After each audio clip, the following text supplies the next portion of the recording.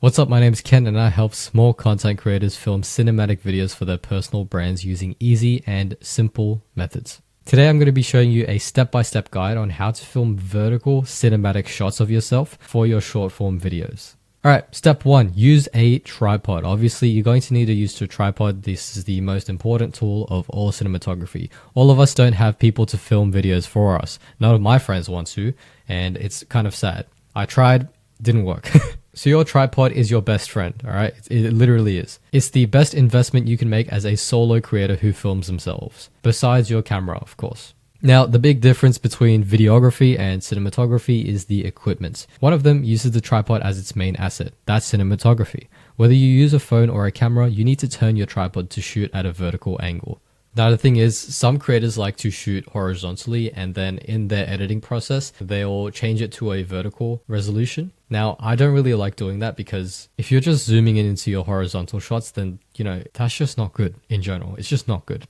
Unless you actually optimize your horizontal shots to be like that, which is even harder. So I just like to turn my camera to the side, boom, done. Step 2, use a light/lamp. This doesn't mean you need to buy the most expensive lighting kit out there. I literally use a desk lamp, which is right here, to film all of my shots. You need to be resourceful with the tools that you have in your disposal. If you don't have any lights, buy the cheapest one you can find online or at your nearest convenience store. There's plenty out there. All you need is something like this, right? This is what I use. Now, if you can't afford a light, then that is completely fine because natural light is the best light source anyways. For natural lighting, you need to be aware of how bright the sun is. If you are inside, then adjust your house blinds and windows. If you are outside, then turn your exposure down if you're using a manual exposure settings. But with your phone, it should be automatic. Just don't let too much light into your camera. It'll look ugly. What I do whenever I'm outside, as you can see here, I usually drag the brightness button down on my camera so that it's a little bit darker than usual and not too much light goes into my lens. By the way, you might have started filming content and posting it online, but you're probably struggling with staying consistent. So if you find it hard, you can join me inside my Creatopia community where I can personally help you build a content system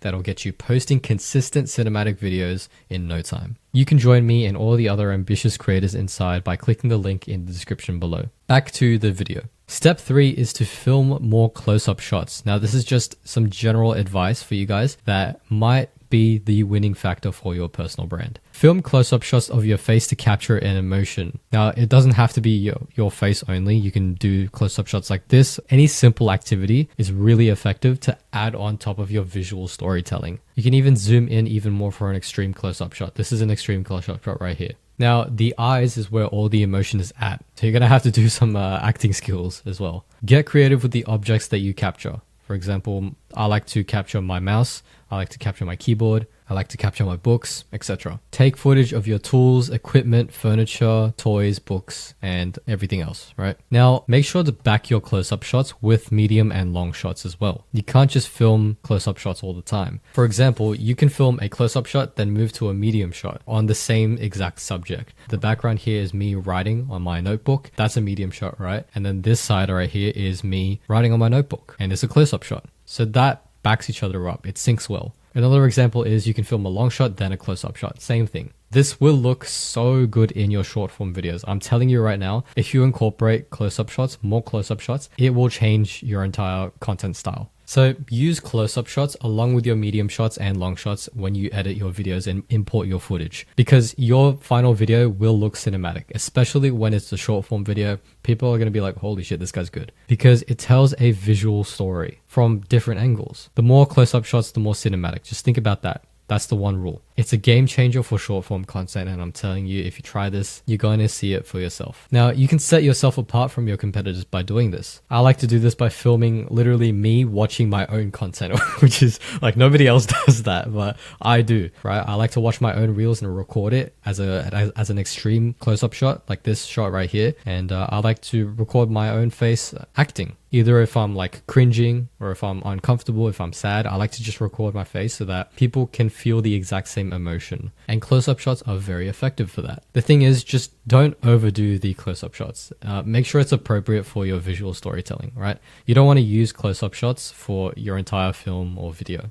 Step 4 is to play around with zooms. Now, narrowing your lens will create a film aesthetic that feels like your video is in full screen. Now, I don't really know how else to describe it in a simple way, but if you zoom in, it makes it look more cinematic, essentially. If you're using your phone, don't zoom in too much. I wouldn't zoom in more than 2 times on my iPhone at least. I don't know if your phone quality is better than mine. I use an iPhone 12, which is kind of shit. So yeah, just don't zoom in too much, right? Because your video quality won't turn out as well if you're on phone.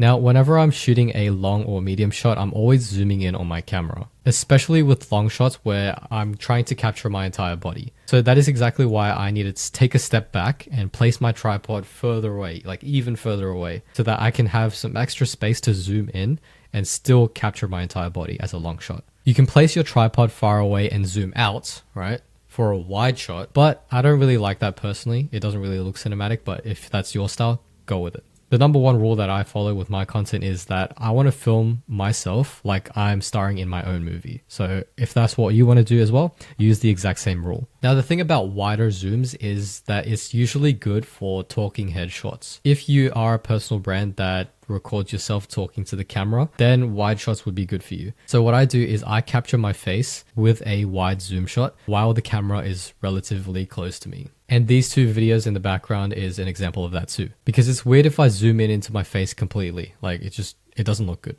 Once again, if you need more help posting consistent videos, you can join me and all the other creators inside my Creatopia community. The link for that is in the description below.